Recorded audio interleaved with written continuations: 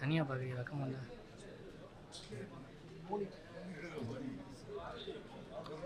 நாங்களும் என்னைக்குன்னா பார்த்துக்கிட்டே பண்ணுவோம்.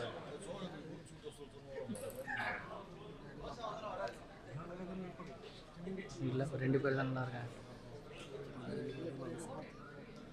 இந்த கண்ணுக்கு யார் இந்த இன்டர்நேஷனல் பிரச்சனை கேட்கல, எக்ஸாக்டாக சொல்லி யாரு ஓகே.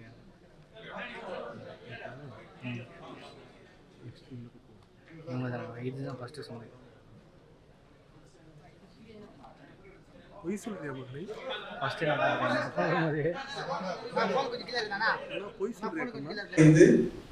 சந்தோஷமாக ஏழியா ஒரு நோயாளி அவங்களோட வாழ்க்கைக்கு திரும்ப போகும் போது கொடுக்கிற சந்தோஷம் வேற எதுவும் கொடுக்கறது இல்லை. So it is not just about being a robotic surgeon, but giving a very quality healthcare which makes them return to the activities of daily living much earlier than expected. So with this, I welcome you all and I thank you for giving me this opportunity to welcome you all on behalf of Kaveri. Thank you so much.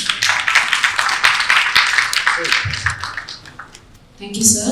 Next, I invite Dr. Swaminathan Samanthan, Director, Liver and Multi-Organ Transplant. And warm welcome for the media friends. I am Dr. Srikarthik Oleti, Consultant Surgical Oncologist and Robotic Surgeon in Kaveri Hospital, Meetanur. So, Sir and Swaminathan Sir and Joyner Sir has told about robotic surgery. So, what is the main advantage of robotic surgery? This robotic surgery is an extension of a surgeon beyond his own capabilities.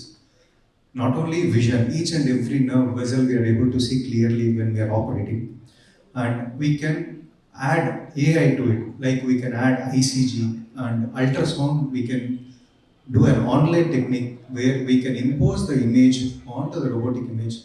So we are able to do even complex surgeries with the help of very, very small incisions. So what is the advantage? Very quick recovery. Today we do surgery, morning, evening the patient will be sitting on the chair and he'll be able to move. Tomorrow morning, patient will be sitting in the chair, reading the newspaper, walking around. If you remember, after doing major surgeries, the patient requires 3-4 people to make him walk. Now, with even one attendant, the patient is able to walk. அனைவருக்கும் எனது வணக்கம். Doctor Joyner Kaveri hospital லார்ஜின் பற்றி பேசினப்ப சொன்னார். I've been telling again and again all the press meetsல ஊடக நண்பர்கள் திரும்பி repeat பண்ணுறதுக்கு பொறுத்துக்கொள்ள வேண்டும். காவேரி ஹாஸ்பிட்டல் திருச்சியில் ஆரம்பித்த காவேரி ஹாஸ்பிட்டல் 1999 ஆரம்பித்தது. இன்றைக்கி வந்து 13 ஹாஸ்பிட்டல்ஸ் தமிழ்நாடு அண்ட் கர்நாடகாவில் 2700 பெட்டோடு இருக்குது. ஏன் காவேரிங்கிற பேருன்னா, நாங்கள் திருச்சியில் காவேரி கரையோரம் ஆரம்பிச்சிட்ட இந்த ஹாஸ்பிட்டல், காவேரி வந்து திருச்சிக்கு உயிர் நாடி, திருச்சிக்கு மட்டும் இல்லை தமிழ்நாடுக்கும் உயிர் நாடி, அதோட அந்த நம்ம பிறந்த ஊருக்கு நம்ம வாழ்வாதாரத்துக்கு தேவையான அந்த காவேரி நதி பேரில் தான் காவேரி மருத்துவமனைன்னு ஆரம்பித்தோம். நம்ம காவேரி ஹாஸ்பிட்டல் ஆரம்பித்த சமயத்திலே சின்ன ஹாஸ்பிட்டலாக இருந்த பேர் நம்ம வந்து தொழில்நுட்பத்தில் மெடிக்கல் சயின்ஸ் மருத்துவ சயின்ஸில் வந்து என்ன தொழில்நுட்பம் எல்லாத்தையுமே ஏர்லி அடாப்டர். ஒரு புதுசாக ஒரு டெக்னாலஜி வருதுன்னா கூடிய சீக்கிரம் அதை வந்து எவ்வளோ தூரம் அடாப்ட் பண்ண முடியுமோ அப்படி அடாப்ட் பண்ணதுனால தான் நம்மளோட க்ரோத் இவ்வளோ ஃபாஸ்ட்டாக இருக்குது. டாக்டர் சுவாமிநாதன் சொன்ன மாதிரி, எஸ் சார், மணி இருந்தால் டெக்னாலஜி வாங்கலாம். If a hospital can afford to buy a robo, they will buy a robo. But வந்து யார் ஆப்ரேட்டர், அந்த ரோபோ ஆப்ரேட்டர், அந்த qualified surgeons, competent surgeons, safe surgeons அவங்க கையில் இருக்கிறதுனால தான் இந்த ரொபாட்டிக் வந்து சக்ஸஸ்ஃபுல்லாக இருக்கு.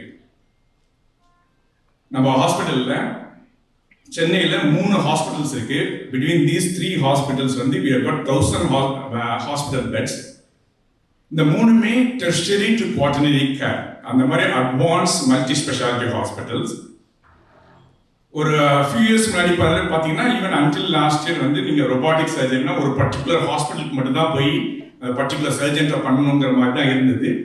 அப்படி இல்லாமல் ஒரே சமயத்தில் சென்னையில் இருக்க அனைத்து காவேரி ஹாஸ்பிட்டல், அது 3Xங்கிறது நீங்கள் ஊடக நண்பர்களையே காவேரி 3Xன்னு சொல்கிறேன்னு, சென்னையில் இருக்க நம்ம அனைத்து காவேரி மருத்துவமனைகளிலும் அந்த advance latest generation da Vinci robot இருக்கிறது மட்டும் இல்லாமல் மருத்துவ நிபுணர்கள், இந்த ஸ்பெஷலிஸ்ட் சர்ஜன்ஸ் அத்தனை பேருமே அதில் வந்து ரொபாட்டிக் டெக்னாலஜி யூஸ் பண்ணுறதுல வல்லுநர்களாக இருக்காங்க. அதனால தான் இந்த பேஷண்ட்ஸ் அவுட்கமும் சுப்பீரியராக இருக்குது. ஒரு தொழில்நுட்பம் வந்து நான் கோவிட் டைமில் நிறைய அதை பற்றி பேசுவோம். நம்ம நிறைய அட்வான்ஸ்ட் டெக்னாலஜி வந்து அப்கிரேட் வந்தது. அப்போ சொல்ல ஒரு தொழில்நுட்பம், மருத்துவத்துறையில் ஒரு தொழில்நுட்பம் வந்து புதுசாக வருதுன்னா first and foremost question as a டாக்டராக நம்ம எத்திக்ஸில் வந்து பண்ணோம்னா, இந்த தொழில்நுட்பத்தினால பேஷண்ட்டுக்கு ஃபர்ஸ்ட் வந்து பேஷண்ட்டோட கிளினிக்கல் அவுட்கம் இம்ப்ரூவ் ஆகணும், அவங்களுக்கு எந்த பாதகமும் இருக்கக்கூடாது.